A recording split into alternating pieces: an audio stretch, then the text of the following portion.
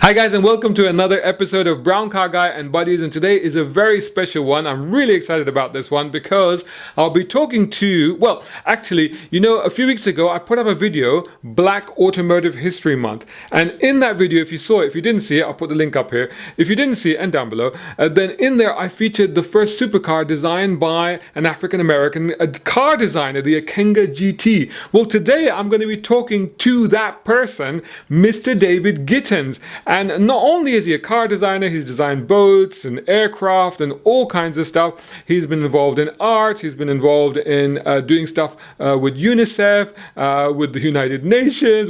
It's just, this guy's history is just incredible, an inspiring, amazing, and astonishing journey. This conversation is going to be absolutely fascinating. I can't wait to talk to him. I've been in correspondence with him for a couple of years now, and today is the first time that I'm actually going to be physically, well, virtually speaking to him. So I'm excited. I hope you guys are too. Before we get into this, make sure that you're subscribing to youtube.com/Brown Car Guy. Make sure you follow me on all the social media channels. Just search for my hashtag. It's right there on my hat. Hashtag Brown Car Guy on Instagram, Twitter, and Facebook. And of course, subscribe to browncarguy.com. You can see it on the screen right there. You can also sponsor my content on patreon.com/Shazad Sheikh, and I'll tell you more about that at the end of this video. Cool, let's get into this.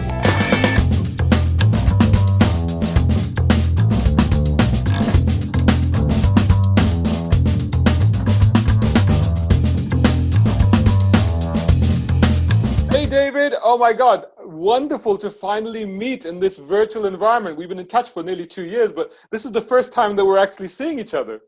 This is wonderful. I so appreciate this technology. And of course, we're all on Zoom type communication in the last 6-7 months. Yeah.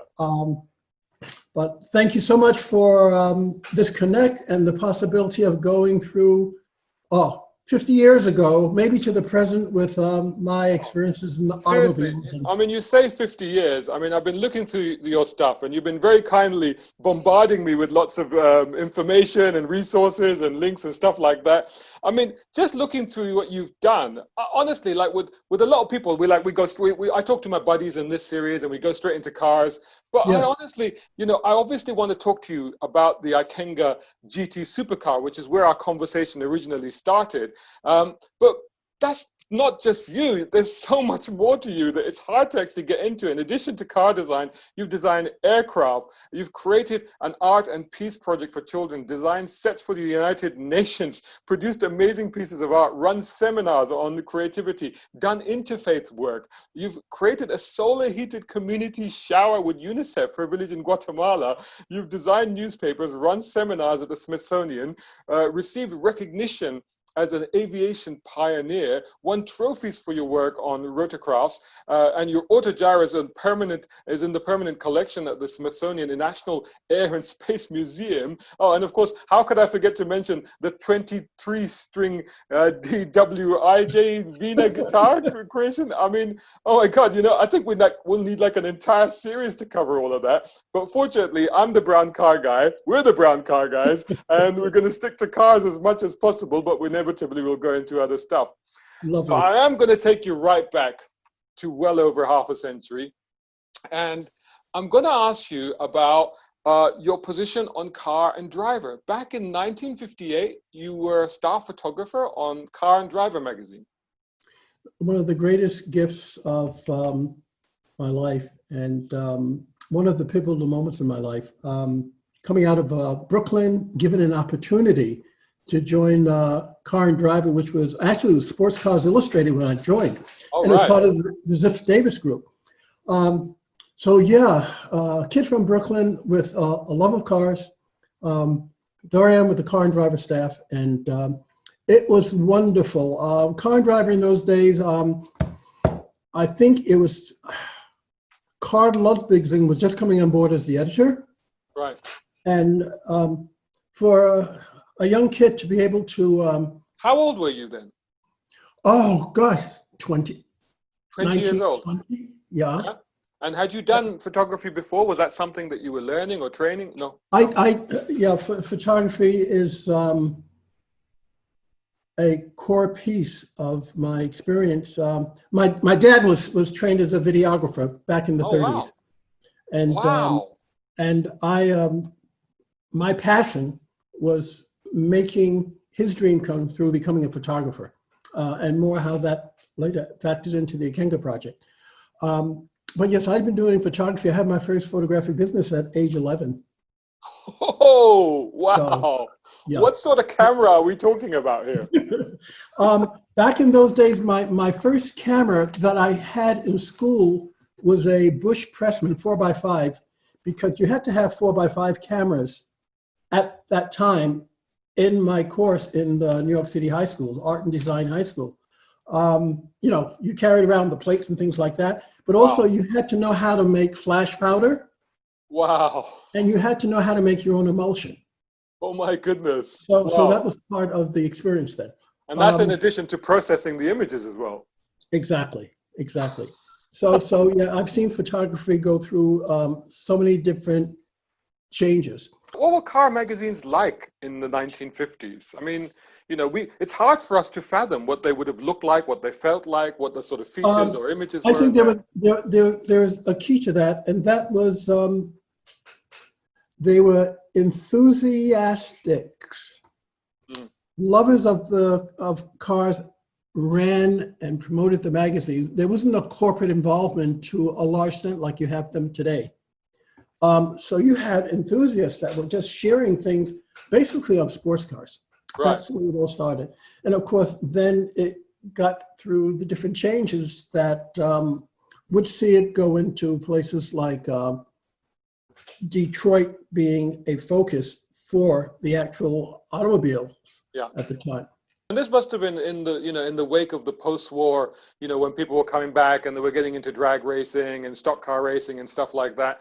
So this goes back to the early days of sort of the enthusiasm for cars and motor racing in America. Well, it does. And, you know, I remember being in California, going to college in California in 57. Of course, there was the drag racing. I was very involved out of the LA Art Center with, oh my gosh, the idea, there's a guy named Strother McMinns, who class I used to hang out at. And my gosh, you know, there were Porsches, there were the old MGs. Yeah. And people were taking cars, they were doing gymkhanas, they were doing hill climbs. So there was a lot of enthusiasm around that. And then it coalesced into either, it was Sports Cars Illustrated, Road and Track, which was more of the conventional automobiles. And there was one other, I can't think of the name of it, but just wonderful, wonderful, wonderful experiences with that. So back in the 50s, when you joined, I mean, how did you get that position on Sports Car Illustrated? You know, I walked into Car and Driver. I met a man named Gene Butera, who was the art director at that time. And he looked at my photographic portfolio and he said, I think you'd be great on team with us. And it was that easy. It was that door opening for me as a young man. Oh my God. And is that something that you would have imagined possible at that time and at that age, that you could have just walked into a magazine like that and get that opportunity? I couldn't have imagined it. And maybe the lesson for me is that I should have imagined it, because by holding the dream, the possibility, those doors open. And you know, I went from my Austin Healey, I had 104 in those days, to being on this team where, as a young guy, you know, you could have a different car every weekend because you were road testing the cars. We were taking the cars to Lime Rock Racetrack, Thompson, Bridgehampton. My great joy was a man on staff by the name of Jan Norby, who was the technical editor in those days. And if there was anyone that really honed my interest in race car driving, it was Jan, in conjunction to another very dear friend from those days, which was John Fitch, who was at that time the head of Lime Rock Racetrack. And of course, John has a history of, I think he drove for Mercedes at one time. But, oh, yeah, to be. I mean, so I'm just trying to, I mean, forgive me for going down this route a little bit, but we're talking the 1958. We're talking an era where, you know, we still had the Jim Crow laws and stuff like that, right? How was it possible for you? Did you envision, were there many black people in the media industry at the time? Did you envision that this would be a possibility? And once you were there, did you feel accepted within that arena? Absolutely accepted. And that doesn't mean there were stumbling blocks, because simply as a photographer, I had to overcome some incredible obstacles. Most simply, that in those days in commercial photography, as a person of color, you would only be given jobs to, say, light black people for a beer company ad or for a cosmetic ad. So there was a division there. But at the same time, there was incredible acceptance for me just on the basis of my work. For instance, you had Gordon Park, you had Hugh Bell, other photographers of color that were really making a mark there. And I assisted Hugh for a couple of years. Right, right. So yes, this was a breakthrough, but much of my experience through the years has been breakthroughs. If there was an acceptance of my talent, then doors would open. And once you're into the creative stage, as it were, then there's not the issue of racism anymore. Mm-hmm. I mean, you know, here I am in this world of automobile with you know, Innes Island and Jimmy Clark and Graham Hill. Wow, amazing. I'm accepted by everybody. Yeah. You know. So in that environment, in that incredible world of, you know, I mean, is it correct to say that you were the first black person to be working on a car magazine in America? I don't know that for sure. Right. I can't say that with any knowledge. But however, you'd be one of the first, though. You'd be one of the pioneers for sure. I think so, and I'm sure there were other contributors. But I've had a long run from car and driver. You know, it was fascinating. You know, went through four different editors, right? And each editor brought a different aspect of their personality to the magazine. And also the thing that's, you know, when you think of, you know, other journalists, African-American journalists, photographers, there was a great environment and acceptance for the African-American community in the sports cars area. I mean, Jaguars, Morgans, right, G's.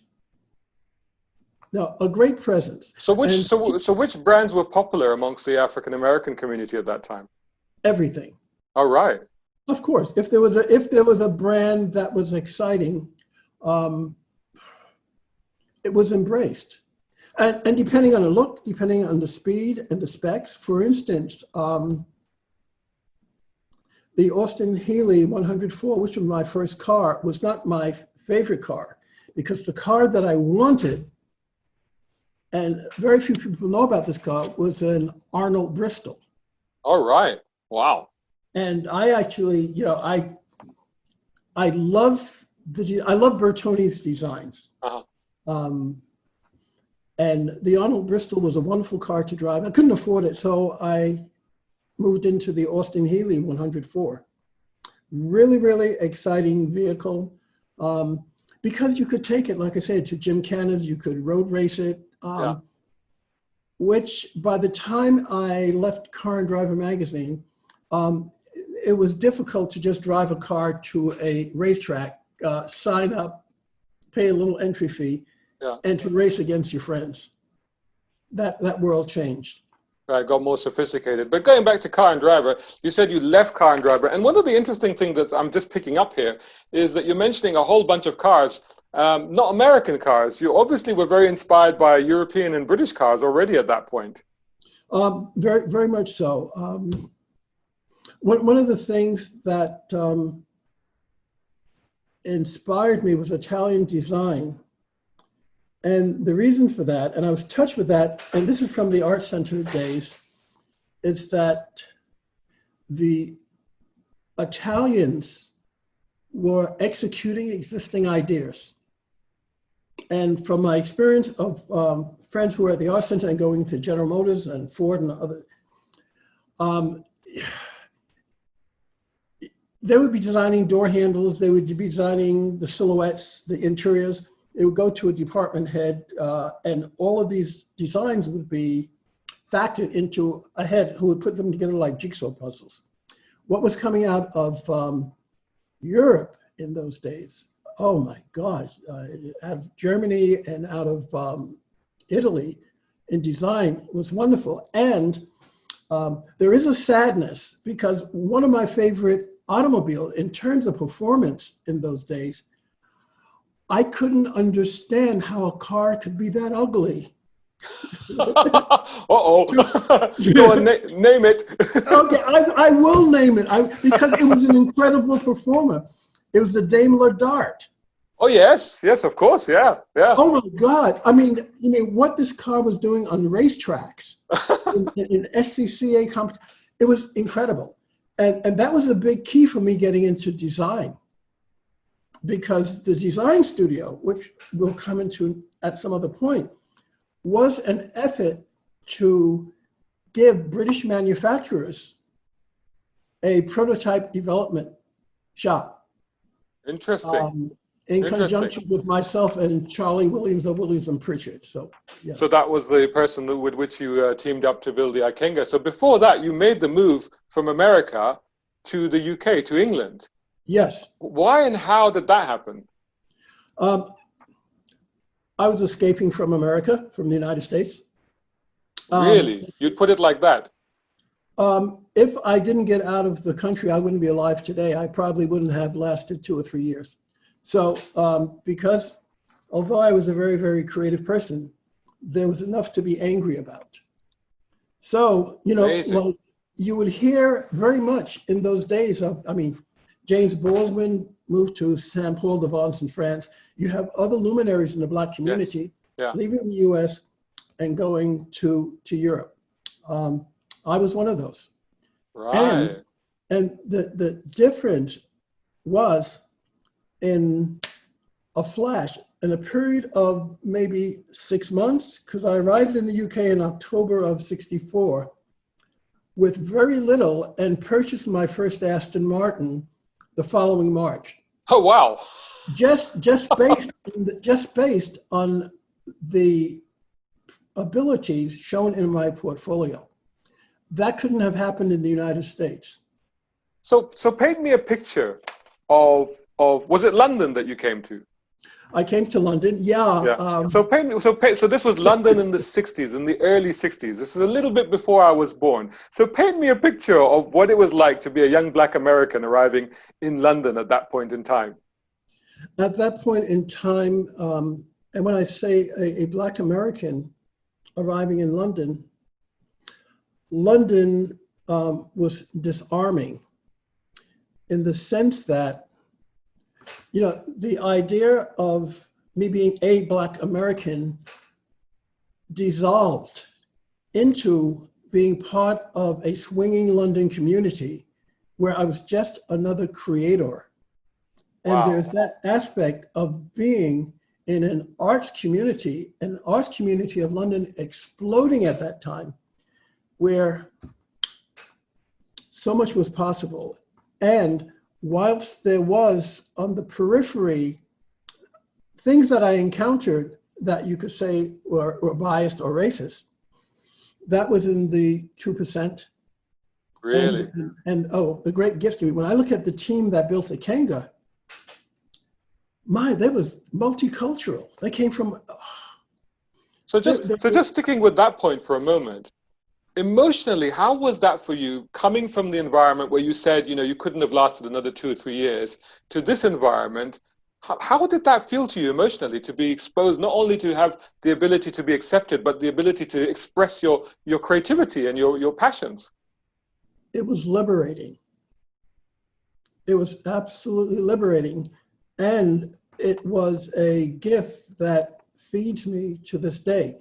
Because if, you know, black, green, red, or blue, if you're a part of that environment blossoming in the UK, oh my gosh, the creativity.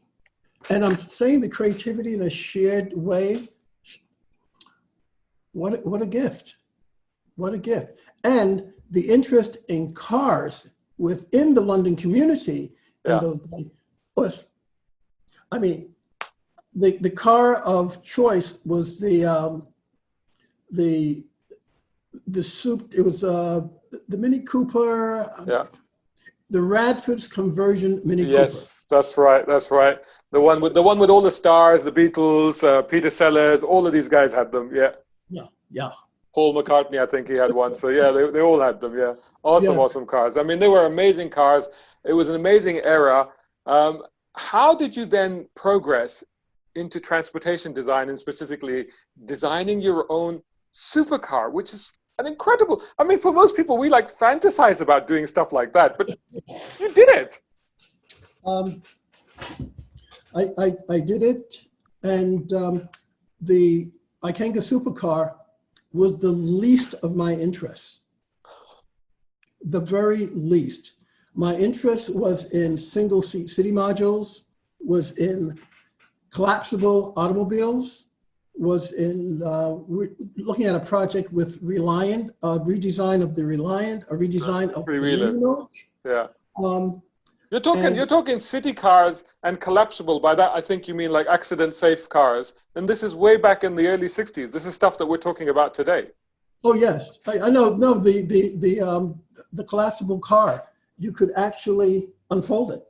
Oh, I see. Oh, so this is Jetsons we're talking about.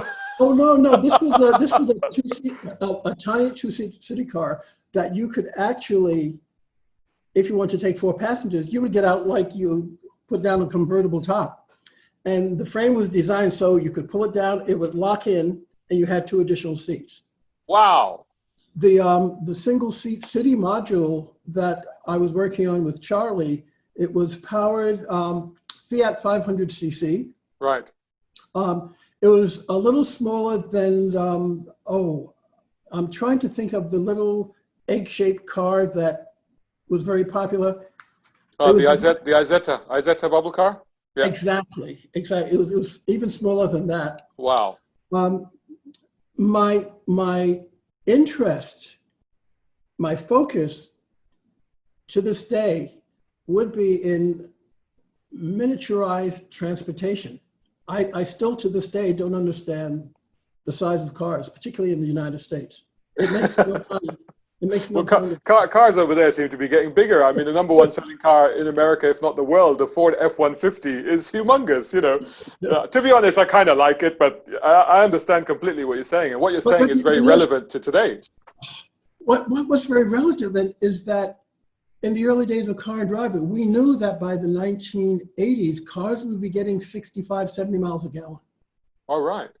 We knew that. If you talk to the technical editors, if you talk to folks at General Motors, Ford, who were always in and out of the car and driver.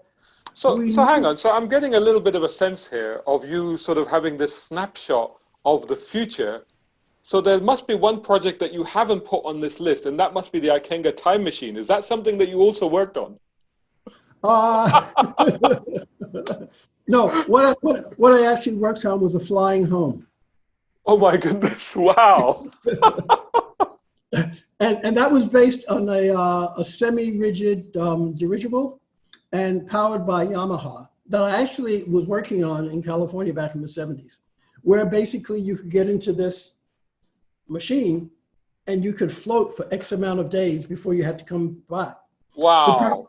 The problem being that there was a cost factor that we couldn't overcome with the molecular structure of helium. The bags in those days couldn't contain the helium in a way that made it efficient. But no, flying homes or a way of approaching aircraft design. Shazad, if you would come to my studio. We're gonna move into aircraft design. I just want to go first. I want to go back to the Ikenga because that's important to me and to the people watching this, because I know we did something. You watched it as well. I did something recently about Black automotive history, and Yes. I featured the Ikenga in there, and a lot of people have asked me to find out more about the car, and of course I'm talking to the creator, so we must talk more about that. But before that, were you into science fiction as a kid? Because it sounds like you really had an interest in futurology. I was born into science fiction. Makes perfect sense to me. Yeah. I was born into science fiction. Perhaps maybe a futurist, even at age 4 or 5. You had Buck Rogers, but Buck Rogers was more of a reality in that the daydreamer in me, or that which has driven me all of these years, is connected with that other force, which I would have imagined you more of a Jules Verne sort of fan. No, not so much Jules Verne. That came later. Right. No, Buck Rogers was really a key, and also a key with an interest in cars from the Black community, which should really interest your viewers, is that during the Second World War, my mother would grab me and say, "David, you have to come. You have to wave at Bojangles." Well, Bojangles, Robinson was one of the luminaries as a Black entertainer. Right, I see. And she would pull me out of the house, and there would be this car that either a Duesenberg or maybe Packard, I'm not sure, huge car. So I remember this character waving, but I also remember as a little kid this vehicle. So there was an imprint from there. Right. Going back to the idea of space vehicles, I've always had a foot here and a foot in the other world. And that's been a source of inspiration for all of the projects, especially the Ikengas and the various Ikengas. So let's go to the Ikenga now. First of all, what is Ikenga? What is the inspiration behind that name? When I started to design the car for a name out of Africa that would represent the diaspora as a way of saying this culture that I am walking through in this particular incarnation, we can do that too. So I was looking for an African name. Now I see in journals in different places that I'm connected with the Igbo culture. I did not know anywhere, or pronounced Igbo. I did not know at that time anything other than, hey, I'm a guy from Brooklyn. I'm in England, I'm working on this car. And all of a sudden, there was this figure, there was this connection with me as an Aries, horn figure, the figure of the Ikenga, there was a connect. And when I started building the Ikenga, and succinctly put, the Ikenga came out of an experience from the Spiritualist Society, Belgrave Square, London, of you're going to channel a car, you're going to bring this thing through, and it's going to be life-changing. Whoa. So this is a supercar that came from a spiritual place?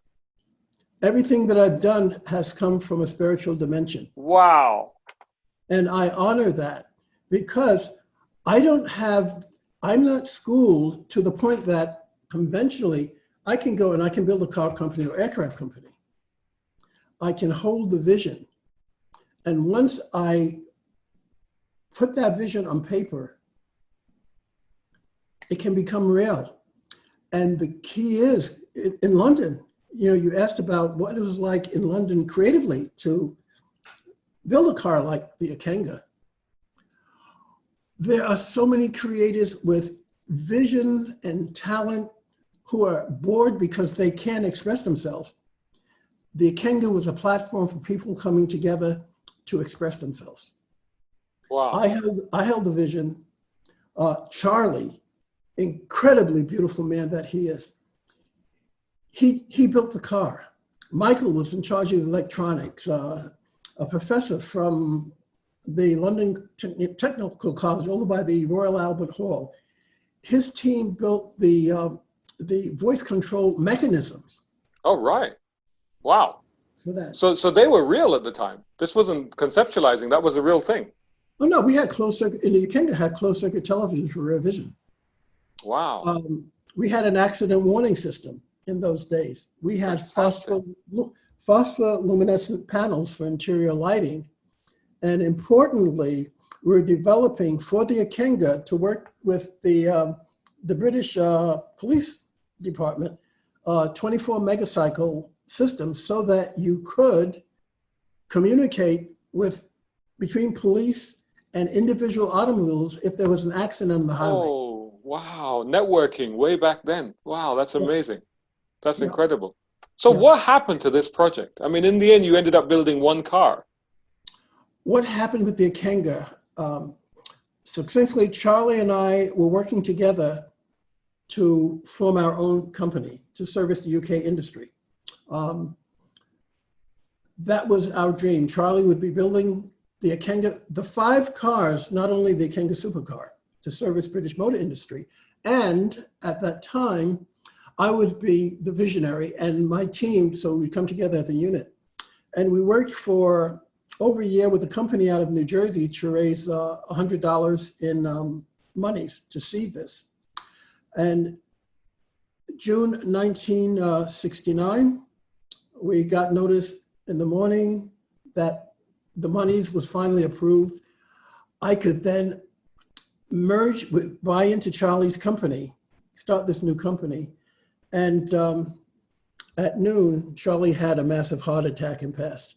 Oh, gosh. So that was a shift of everything of magnitude to do with the Ikenga project. And that's when Charlie's assistant, Gary Williams, took over the Ikenga project under the wing of Radford's. Bill Lunt Smith was running Radford's at the time. So then it became a project that Radford's was going to be the group to design and build the Ikenga. All that was happening in the background. Wow, that's amazing. I'll tell you what, I'm going to break my own rule because we've gone over the 30-minute mark already, and there's still a lot I need to talk to you about, and we haven't quite concluded the Ikenga story either. So I'll tell you what, let's take a 5-minute break, and we'll come back and we'll do another 30-minute session because I mean, just your story is just too big to tell within 30 minutes. Let's be honest, So let's take a short interval here, and then we'll come back and we'll carry on this conversation. I'll look forward to it. Cool.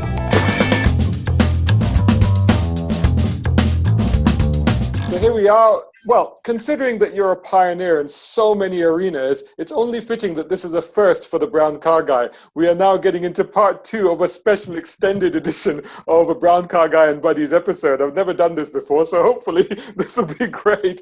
But let's stick with the Ikenga GT story for a little bit longer. So then you developed the supercar. So what happened next with that car? When the car, and we're talking about the Mark III, when the Mark III was completed,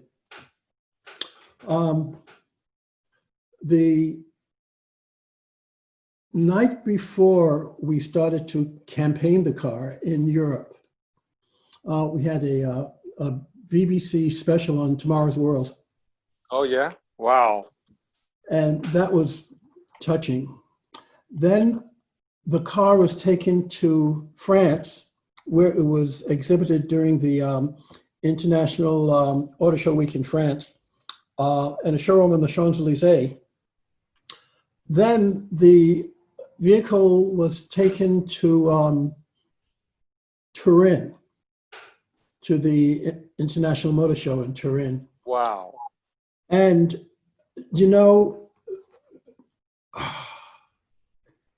there's something very wonderful about being a small visionary, and you drive up to the headquarters of the organization putting on this show, and you just walk in and you say, "I'd like to put this car in the show." And they look at you like, who are you? Where are you coming from? And you show them a picture of the car, and the guy looks at the car, and he looked out the window. By that time, there was hordes of people around the car. Oh, wow. And then he walked down this hall from office to office to office, and heads would come and pop out. Finally, the head of the organization came out and said, "But people sign up for this for 10 years. Can you afford it?" I couldn't afford it, of course. Would you like a couple of $100? You know? And he said, "Wait a minute." They disappeared, and 5 minutes later, they came back and said, "We want you in this show." They gave me a spot, and that's how the Ikenga was introduced in a big way into Europe. It was an amazing show. My second assistant, Bill Strutton, flew out from London to assist with the show. And from that point of gaining the accolades, we then contracted to take the car to Sweden as the premier vehicle for the 1970 Swedish International Motor Show. That was, in those days, it was headed by Pico Troberg and I think the Malmo Auditorium. So all of these things were happening with the excitement about the car. However, because of the challenges with Charlie not being as part of the team anymore and other things not to do with the vehicle, I had to lay the project to rest. And in laying the project to rest, my interest was in getting the car back to London and having the car sold. Right. And so when you say the project, do you mean the entire Ikenga project? So all 4 cars that you were talking about, or everything came to a screeching halt. Oh, that's a real shame. It's yes and no. It was a shame that aspect of the project couldn't go forward as a car with the idea of servicing the British motor industry. And the loss of Charlie was immense. The breakdown of this team of creative people was immense. And historically, this was a time that London was coming apart. Right. It had gone through a number of devaluations. The whole swinging London scene was breaking up. Right. This was a part of that process. The gift of that is that the essence, the spirit of the Ikenga then became reawakened in the boats and became awakened in the aircraft. So that's why I refer to it as a spiritual journey, of which the manifestation of these different artifacts are important to me, are so much a part of history in those particular time events. So before we get into the aircraft, because I do want to talk about that as well, let's finish off the story of the Ikenga GT itself. What actually happened to that car ultimately? I don't know. That's my most authentic answer. The car went back to London and it actually vanished. And so that was in 1970. I knew nothing about the vehicle again until perhaps 1980, where as a street artist, a friend walked up to me, actually a dear friend who's one of my lawyers in Europe, and said, "David, do you know about this?" And there was a picture of the Ikenga in Road and Track magazine for sale. Wow. So, and the other connecting point that was very important for me, I got a call from Bonham's auction house. This must have been 98, asking me to come to England as their guest because the Ikenga was going up for auction. This was when again? Sorry? It's 1998. 98, wow, okay. So I hadn't seen the vehicle since 1970. In 1998, Bonham's asked me to come to London. And I did. And it was such an amazing experience seeing the Ikenga. So this is nearly 2 decades on. What sort of condition was the car in after that period of time? Oh, it was excellent. And it was excellent because the car had been going through the collector's circuit in the UK. All right. Oh, I see.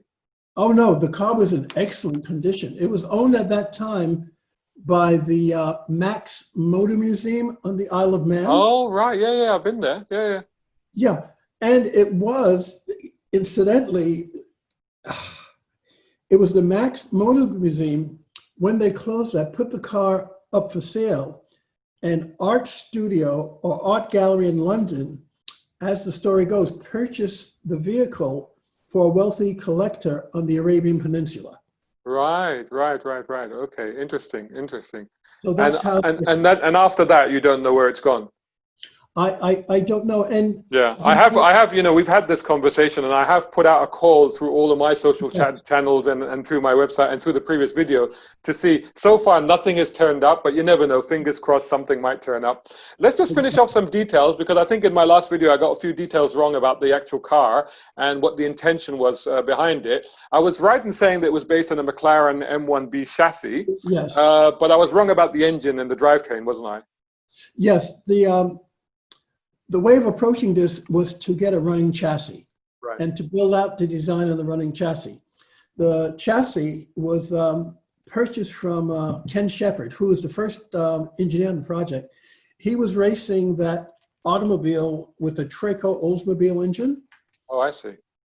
And when I purchased the chassis from him, with the understanding that he would replace it with the Rover Buick engine. Right, okay. Now, where the connect comes with the Camaro engine, I was talking to people in Detroit about the availability of stock engines. Right. Should we go into limited production? And the limited production, I never foresaw a production over 25 to 50 cars. Right. I've seen so many different numbers out there. Mm-hmm. But that rolling chassis was delivered to Charlie.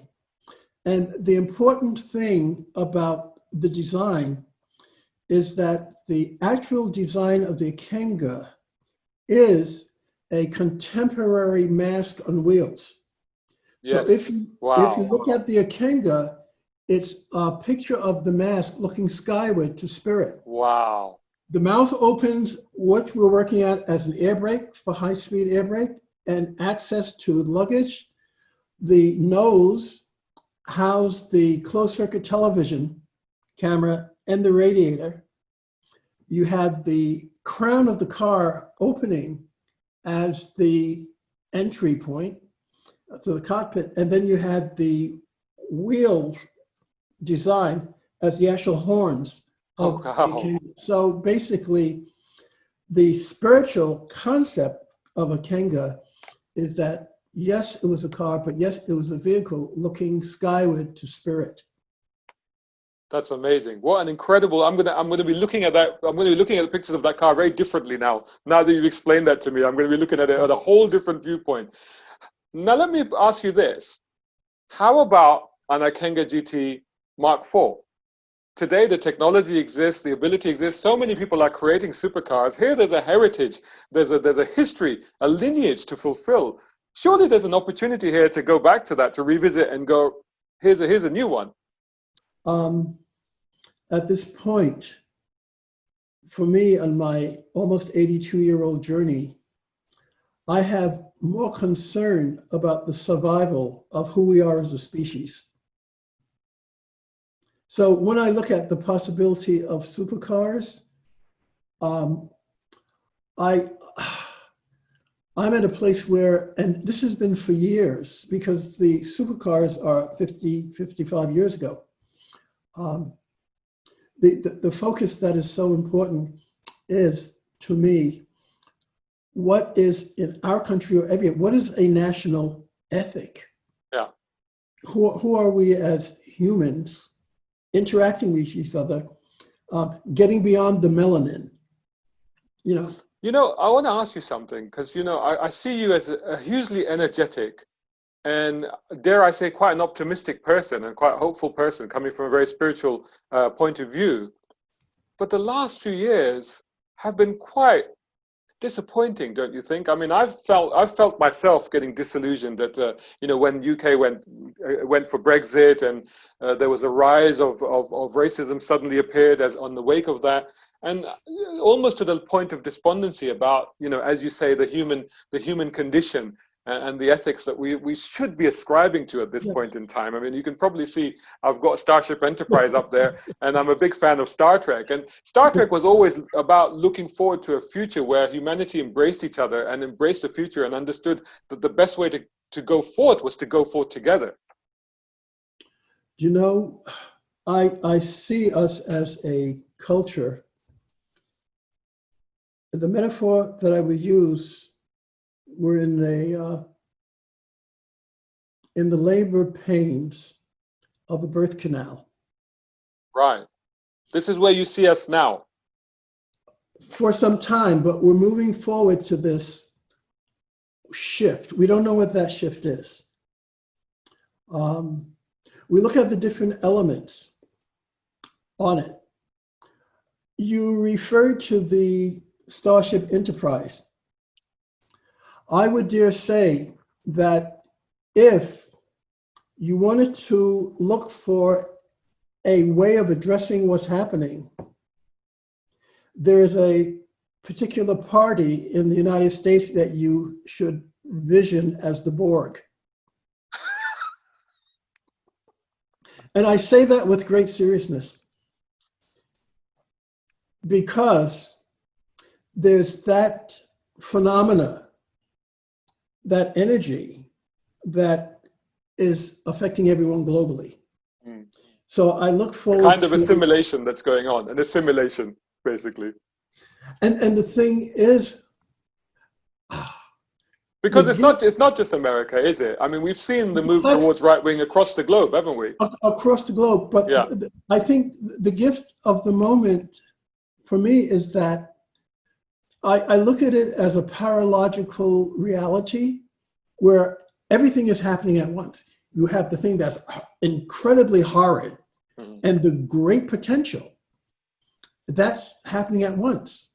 And for me, it's how do we inspire each other to become our fullest potential? Because in realizing that potential, therein lies the resolution. Because however this unfolds, we're all going to have to interact. We're hoping that, at least for my age, I can step out of the way. We have 15 grandkids. Wow. Let them, in our culture, we say, mashallah. That's by the grace of God. That's amazing. Awesome. Yes, yes. Oh my gosh, they have such gift. However, I don't think in terms of getting out on a spaceship, because the greatest way of consciousness coming onto the terrestrial plane is through the birth canal. These youngsters they're coming in through the birth canal. I tend to honor women so much as the portal for what's coming in. And I'm here for a millionth of a second, incarnating in a brown form. And I know from my interest in past life regression, I've been here, different places, male, female, different experiences. I love that. Wow. How wonderful the opportunities that are with us right now, and they're with the children. And I give support to that because where you have the division is the old paradigm. We're going to have the shift and change. So I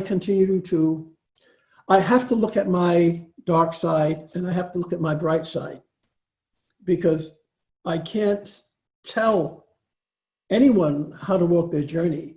I can only do my journey as lovingly and as creatively as I can. And for me, That's how I'm working my journey. That's what's important in coalescing. Through your art, through your creativity, through to talking to young people. That's a lot of what you do at the moment, isn't it? Yes, talking to young people, but listening to young people. Ah. You know, I have a favorite quote that I share in a lot of my workshops from Charlie Brown, and I ask youngsters, in the great ship of life, would you like to be in the front of the ship to see where you're going, or in the back of the ship to see where you've been? And Charlie Brown thinks for a minute, and he says, you know, I'm still learning to open my deck chair. That's true, isn't it? But I think that's one of the key things. I mean, you know, one of the things that you're demonstrating or illustrating, in fact, from all of the stuff that you've done, and the fact that, you know, you said, forgive me, I think you said you were 82 years old? I'll be 82 my next birthday. 82 years young, because it's incredible. I mean, you feel like somebody who's still energetic, who's still learning, who's still creating, who's still putting stuff out there. I mean, a tremendous inspiration to people. But in this, you know, you have seen so much of history, and particularly in relevance to what we're talking about, you know, with Black History Month and Black history and all of this aspects.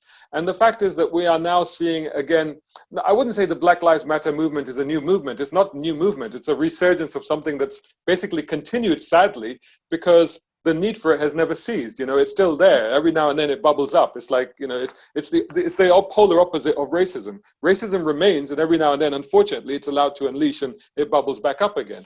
So what's your take on the current movement? Do you think that this was timely? Do you think that it will have an impact? Do you think that we'll see a change? Do you think that this is part of that journey through that birth canal that you were referring to earlier? It is part of the journey through the birth canal, and I will say that I see it in an interesting perspective for me.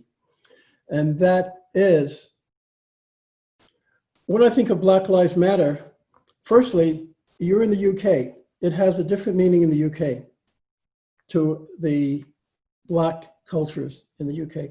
It has a different meaning in the Caribbean culture. Now, if we get to what's going on in the US, that's a different reality. So Black Lives Matter has come as a statement against brutality against people of color. And there's no difference to me than what Copernic stood for when he kneeled. So you have, rightly so, and I would prefer in the year 2020, as I said before, that we didn't see melanin. We could just see who we are as brothers and sisters. However, we have this story of brutality that needs to come to an end. And people, fortunately, in the United States, have the right to stand up and to say, this is wrong, peacefully. However, we have a media that, to me, when you look at what's happening, particularly in the United States, but otherwhere in the world, you have to understand a term called psychic warfare. What is happening in the United States is psychic warfare. And in terms of Black Lives Matter, a movement that touched people around the world has been co-opted by an aspect of media who has painted another picture, who has given voice to extremists on either side. I can tell you from my journey through some of the most horrendous experience of racism, because I've been there, we are such an incredible people, all of us. All of us. No one out there to the magnitude of the global press is highlighting the beauty of who we are. That doesn't sell papers. Yeah. So for me, the people that are running the media, those stockholders, they are complicit in dangling the puppets that we call our politicians in front of us. Unfortunately, the picture has been sad, but that doesn't represent the rank and file spirit of who we are, because across the spectrum in the United States, you have beautiful people of beautiful heart in every culture, and they're at odds with each other. They're at odds with each other because they're manipulated. And if I could give you just a idea of how manipulation happens. I was involved with the anti-war movement before the Gulf War. And every one of people did not want to go to war in the Middle East. Yeah. And they didn't have the support. The government did not have the support to go to war. Shahzad, there was a brilliant thing that happened in terms of imagery.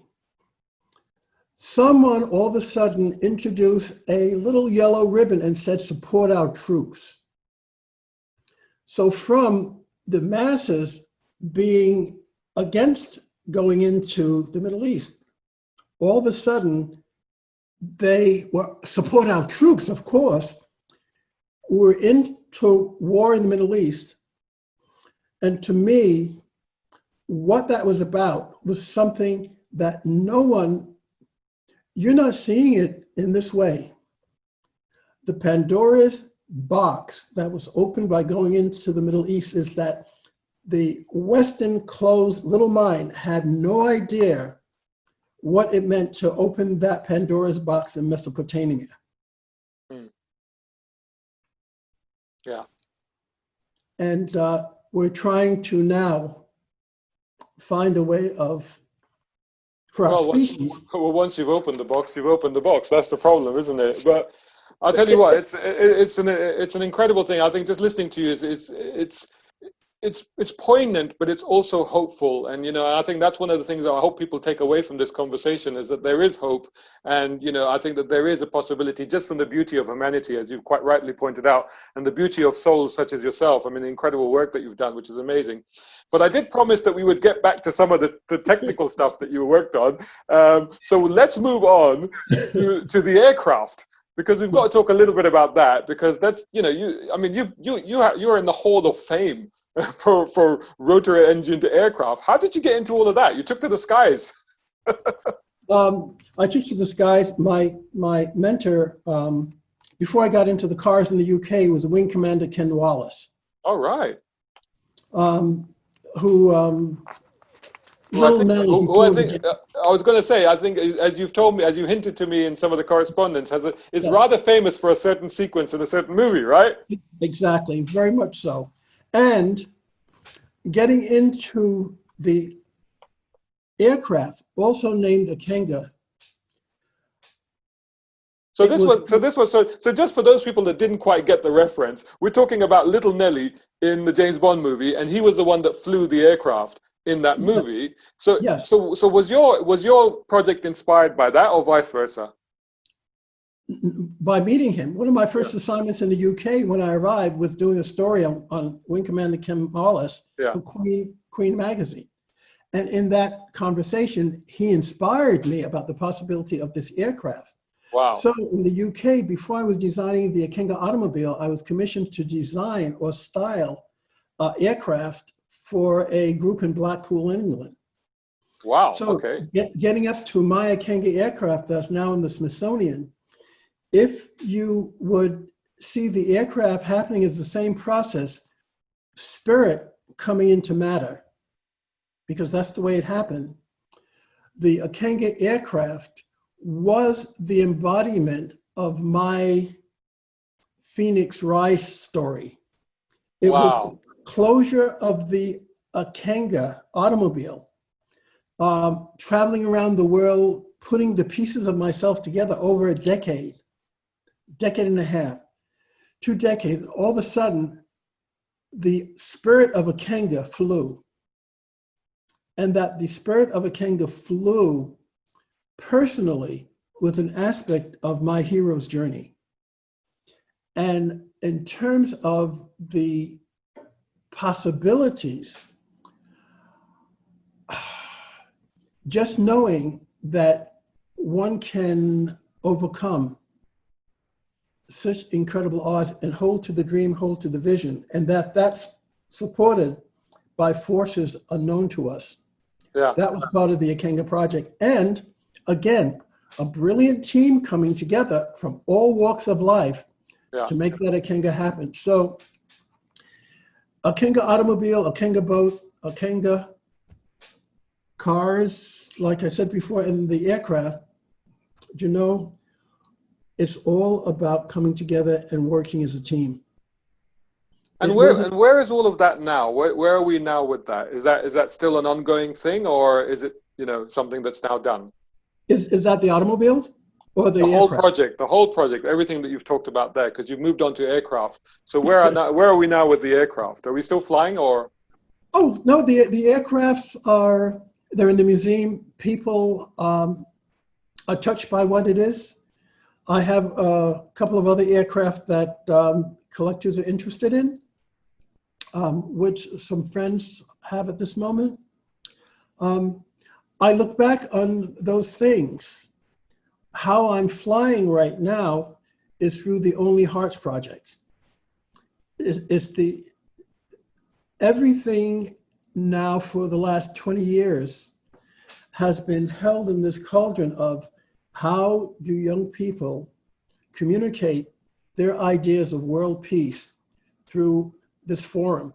And this is only a little speck of sand of potential among other people in many parts of the world trying to join their voices in unison.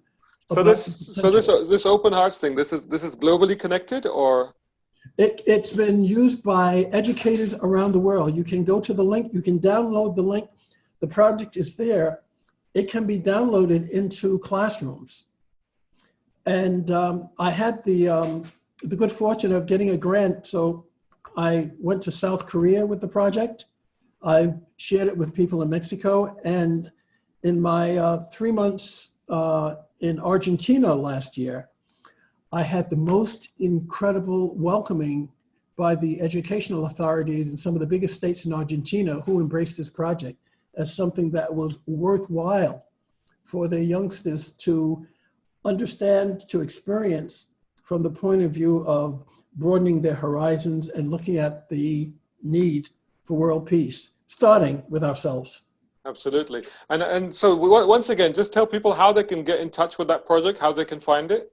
The Only Hearts project is just by onlyhearts.org. Cool. Excellent. Excellent. And just sticking with that vein of inspiring young people, I want to just wrap up by taking this full circle back to the design and engineering origin, particularly because of my audience. Yes. What would you say to young people, particularly people from backgrounds such as ours, who are thinking or toying with the idea of getting into design and engineering or doing some of the stuff that you incredibly did so many decades ago? What would you say to encourage them? Firstly, live your dreams.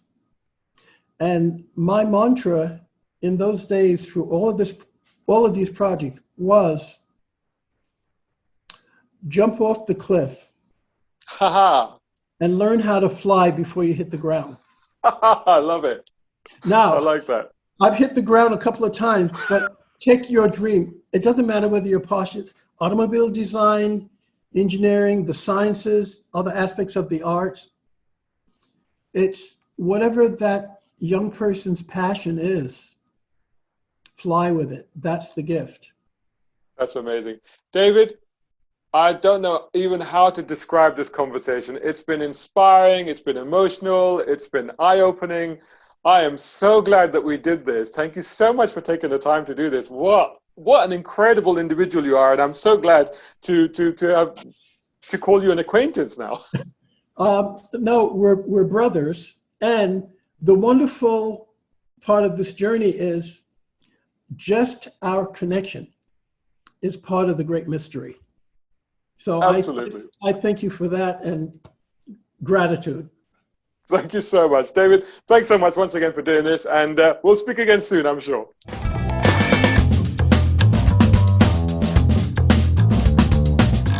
Okay guys, I know that was a special extended extra long version or edition of Brown Car Guy and Buddies, but I hope that you agree with me that it was worth it, because what an incredible conversation, what an amazing and inspiring individual, what a sensational life journey that, you know, the mind boggles as to the things that this guy has accomplished, considering who he was, where he was from, and the time and era that he did them in. What an inspiring individual. I'm really, really excited and grateful to have had this conversation with him. I hope that you gained from it as well as enjoyed it as much as I did. And if so, you know what, leave your comments above, below, elsewhere. Let me know what you thought of him, me, this conversation, this video, anything else you want to talk about. It would be great to hear back from you. Anyway, make sure, of course, before you do that you're subscribing to youtube.com/Brown Car Guy. Make sure that you're following me on all the social media channels. Just search for my hashtag. It's right there on my hat.